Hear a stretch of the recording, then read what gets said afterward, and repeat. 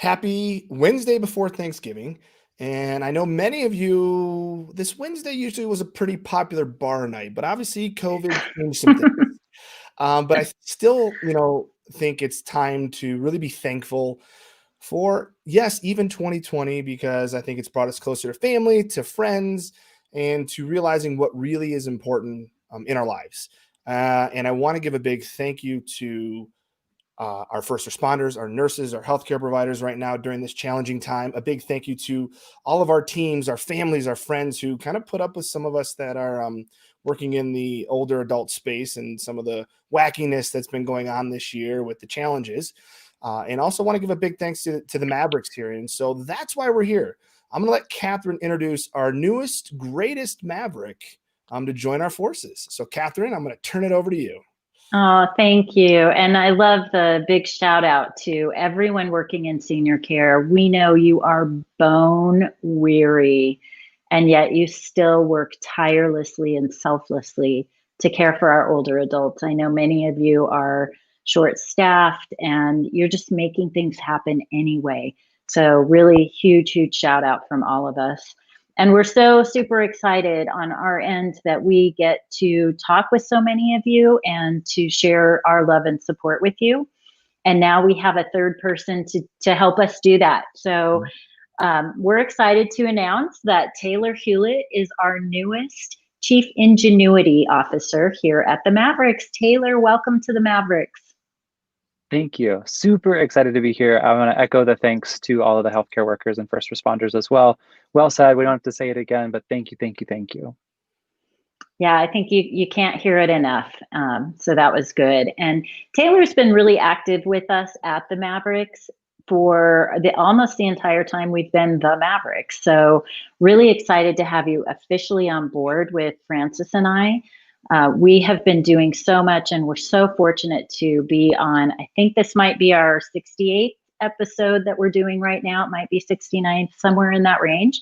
So we're coming up on 100 episodes, and we expect to hit that by first quarter of next year. And we're doing some fun things in December too with our episodes. So really excited to have the extra hands, the extra brain power. And Taylor, we want to introduce you to our audience. So can you tell our audience, I bet many of them know you already, but tell our audience a little bit about you, who you are, how you got into senior care. What is it that makes you passionate about what we're doing at the Mavericks? Sure. Yeah. So I got into senior care, I think it was about 2 years ago. Senior care has always been a little bit part of my life because of my mom. She works with memory care, Applewood Our House memory care facility here in Colorado. And so I was kind of doing pictures and stories for them and doing some things like that for them, and then kind of consulted them for them for a while. And then they brought me on full time for about 2 years. And that was kind of my introduction into senior care. And the reason I got into it was because I loved the storytelling aspect of it. One of my passions is photography. And so I love taking portraits of people and telling their stories and really getting to know them. And that really worked well with taking pictures of people with memory care, with Alzheimer's or dementia. And so anytime a holiday would kind of roll around, like Christmas or those types of holidays, we would take pictures of all of our residents at Applewood and then give a nice framed portrait to all the families as a memory of their loved one. Really and cool. That's kind of how I fell into senior care and fell in love with it. And when I found the Mavericks, the mission of wanting to make aging better, I think I can really align with. I think the opportunities for intergenerational leaps and bounds moving forward is huge. And I always say this, but I think we all are going to get old in some form or fashion. So I think it should be the best it can be for all of us. Oh, that's so great. Well said. I like I like kind of how you're bringing the storytelling. I mean, that is a component I think that gets overlooked. I mean, the idea that, just because they're an older adult is living in some type of assisted community doesn't mean their story still can't go on. And I think that is really cool to hear. Yeah, and let's talk about your book, Taylor. Yeah. So you're an author. So I wrote a book. It took a village to write this book, of course, but we interviewed 6 families of people with Alzheimer's or dementia, and we told their story. So their portrait is sitting in a book along with their kind of chapters or chapter, and it tells their story all the way from their diagnosis or just before their diagnosis, and then some of them have since passed.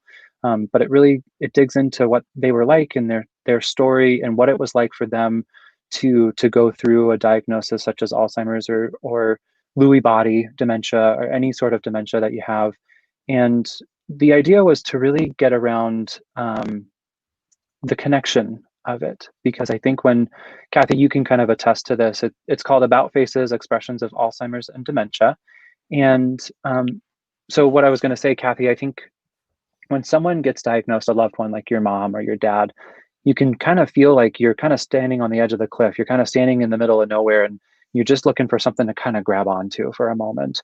And that was kind of the first goal around this book, was to give people some connection, give people some common ground to go, okay, I'm not alone in this.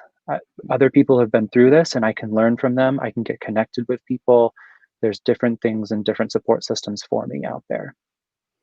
Yeah, that's really good. And you're right. When someone you love first gets diagnosed, there's a lot of just questioning, not sure what's going to happen.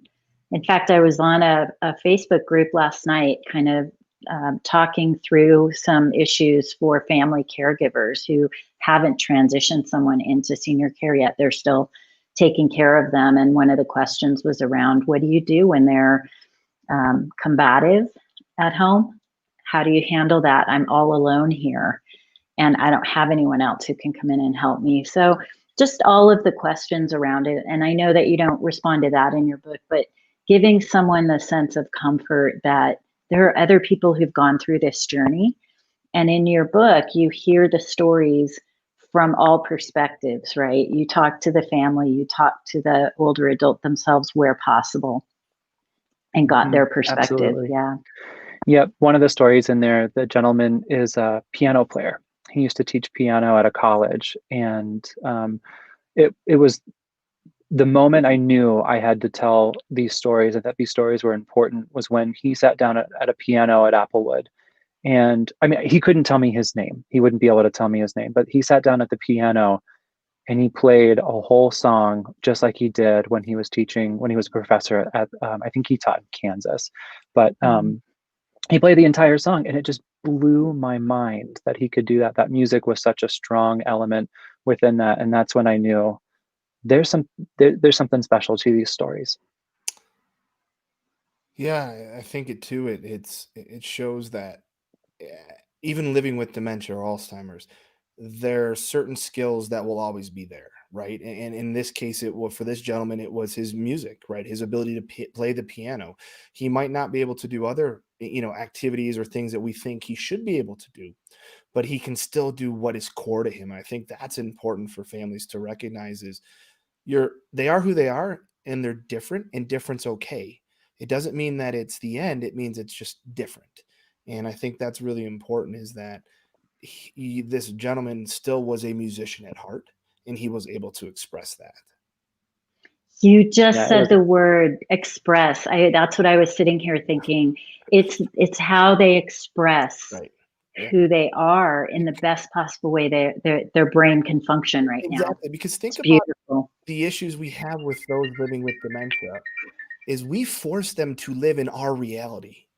And that doesn't enable them to express themselves. So the way they sometimes express themselves, because we're not listening to whether it's subtle cues or body language or even the words they're saying, they have a different expression. That could be, a walkabout, which is, I like that term, versus, elopement or wandering, right? They could do walkabouts where they just say, I'm leaving, or they get aggressive or angry. It's because we are failing to empower them to express themselves in whatever manner they need to do it.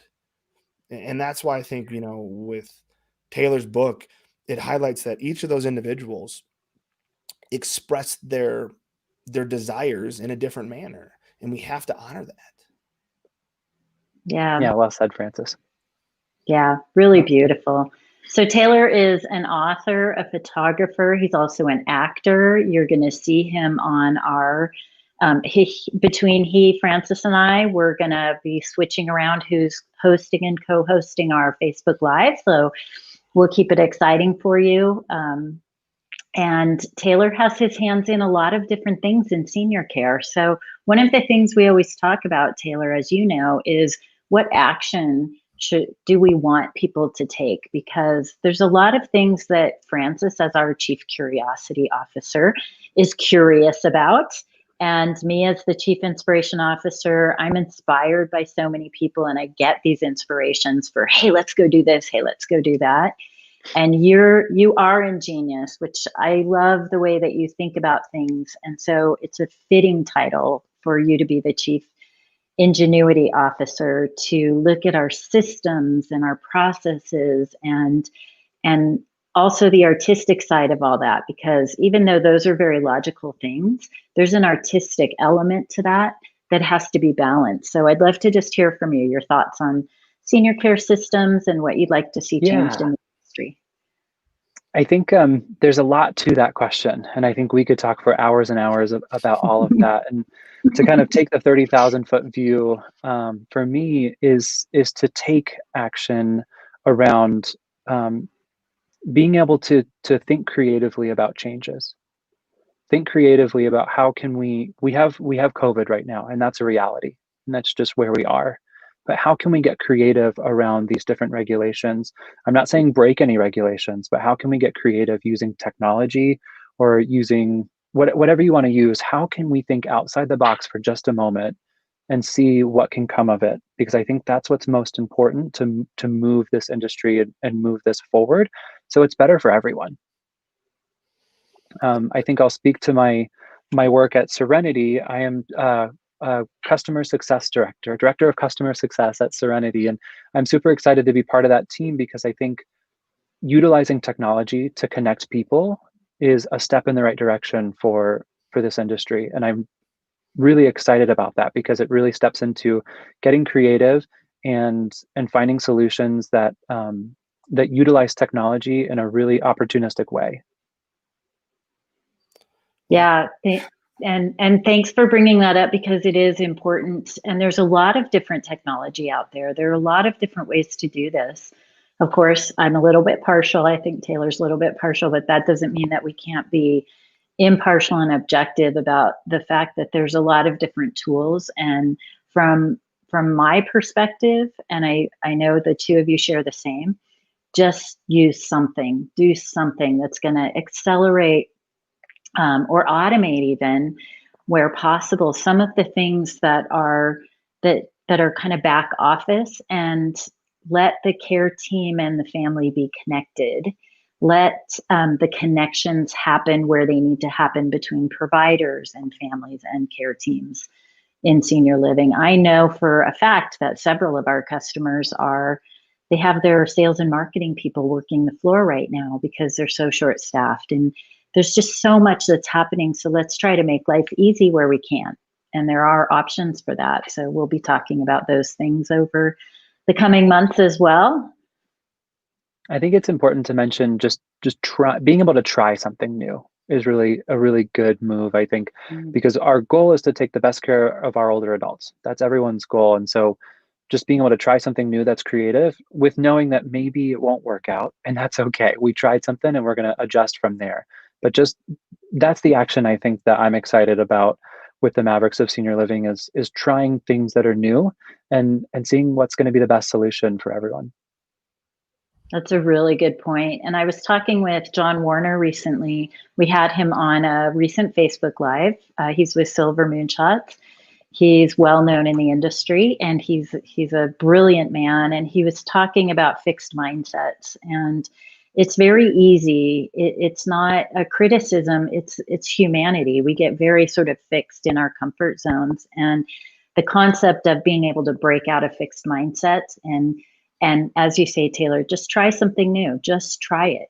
Just see what happens, because you could be absolutely delighted by the result. And we know we see that across the board in senior care when we see people doing new things like the oh my gosh, Michelle Olson doing her her outdoor nature connection. Yes. Such an important thing. It was so important before COVID, but now it's like critical. So Absolutely. just the ability to talk to all these people in this industry who are so brilliant and so inspiring. They're inspiring to me, and they're innovative. So that's one thing I'm excited about, Taylor, having you on board, is having another person in the trenches with us to speak with all these innovators and really just put a spotlight on them. When I think too, Katherine, what's really exciting is also the way we can really take our collaboration circles to the next level. I think where we're really good, where I'm curious about is what can we really do when we get a bunch of different minded people, not like different minded people together to tackle a challenge that we know that we know we can overcome, because that is what I'm really excited about in 2021 is how can we change our collaboration circles to just not only a brainstorming session but an action session, which is what what we've done recently. We created that 14-day I guess new move-in plan or new resident communication program that has been a huge success to building that trust in the first 14 days. And again, yes, I'm saying the word trust over and over again, because that's something that's lacking in our industry right now. And also transparency is as well too. And that's what I'm excited about. We had a bunch of different people who thought differently that came together, and we tackled a problem, and we had an actionable solution within 60, 90 days, I think. Mm-hmm. Yeah. That's exciting. Yeah. Really cool. And Taylor was part of that too, which is fantastic. And yes, absolutely. Our collab circles be looking for them. Those of you who are listening right now, and if you're listening later on, that's great too. Be looking for us to launch some new ones in January. We have had such good response from our first one, and people are hungry for this. We have people coming to us saying that I want to be part of this. This is so cool. This is making change. So you'll hear more from us on that. The opportunity to everyone kind of sits down from different parts of the industry and talks about a problem together. That's powerful. Like, that's so cool. Yeah, that's exactly what it is. It's the different perspectives. Otherwise, we're still in a silo. We're still talking to, as Francis said, like-minded people who think just like us. We need to not do that if we're going to make lasting change. So really exciting. So exciting. So we're going to do some fun things in December too with some Facebook Lives. So be on the lookout for those. You'll hear more about that. Super excited to have you on board, Taylor. And I hope that everybody who's listening has a wonderful Thanksgiving, however that looks, and know that it won't always be this way. So doing what you can to make the best of it. And I want to it'll give us good memories. For those that want to stay connected, Zoom and I think a lot of the other platforms are doing free unlimited time for the next I think 36 hours. So use those. I mean, again, I would challenge you to break out of your comfort zone in this very unusual Thanksgiving and try a new piece of, technology that might help you stay maybe not physically connected, but at least socially and visually connected. So I would challenge all of our listeners to, adapt to the curveballs and you'll never know what can come from it. So. Well said. Well said. Taylor, what do you want to say to our audience as a new Maverick? Don't be afraid to try. Step into the unknown from my favorite Frozen 2 movie. Oh, I love that movie. My daughter loves it. Oh, I like it. I like it. Don't be afraid to try something new. Don't be afraid of that. The unknown. No, that's great. Excellent. Excellent. Take the first step. Yeah, that's right. So take that with you, everybody, into your Thanksgiving weekend. Enjoy. Give your family virtual hugs, and reach out to us if you want to be part of our collab circles. If you want to just know what we're doing, check us out on Facebook, join our group, and we look forward to seeing you next week. Yes. Happy Thanksgiving. Happy Thanksgiving, everyone.